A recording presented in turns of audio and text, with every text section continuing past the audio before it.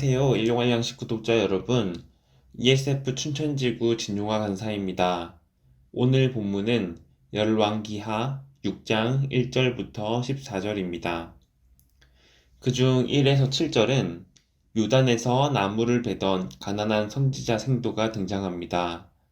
그는 나무질을 하다 도끼를 물에 빠뜨립니다. 그 도끼는 쇠도끼인데요.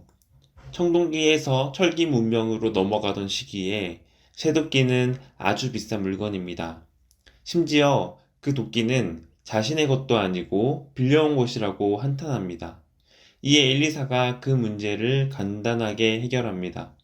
나뭇가지를 물에 던지자 도끼가 떠오르고 그 사람에게 도끼를 지불하 하며 문제를 해결합니다. 이 이야기의 관심은 난처한 상황을 해결하는 하나님의 사람 엘리사에게 있습니다. 하나님의 사람은 하나님의 시선이 향한 곳에 관심을 보이고 행동하는 사람입니다.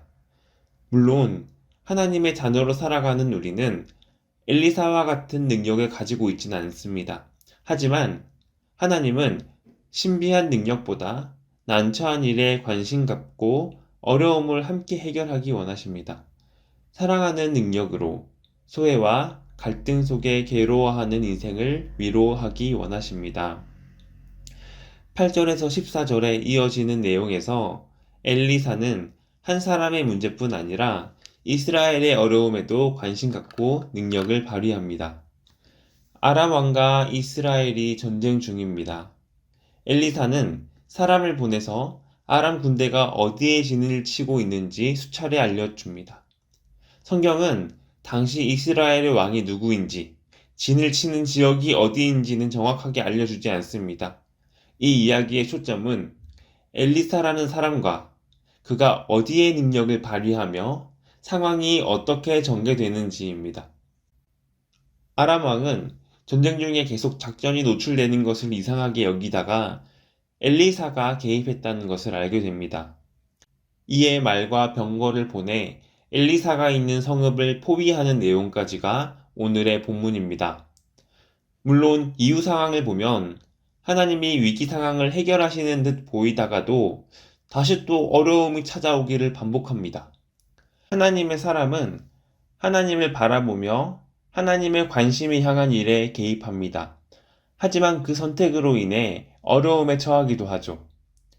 사실 성경에서 선지자들은 더 나은 결과를 무조건 보장하는 선택을 제시하진 않습니다. 때론 손해보거나 상식적인 정치, 경제, 국제 정세를 거스르는 선택을 요구하기도 합니다. 사회의 부당한 문제나 누구도 관심 갖지 않는 모서리 지점에 있는 악의 목소리를 내는 것은 환영받지 못할 일입니다. 때로 나의 관심과 시간, 노력을 요구하기도 합니다. 그런 선택이 좋게 이어지면 좋겠지만 그러지 않은 경우가 많습니다.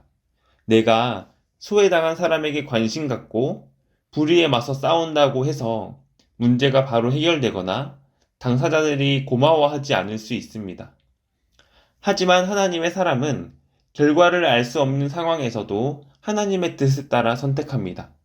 적이 애워싸는 상황까지 오더라도 시대와 나라를 향한 바른 지도, 그것이 하나님의 사람의 역할이며 하나님의 자녀인 우리에게 요구하시는 삶의 모습일 것입니다.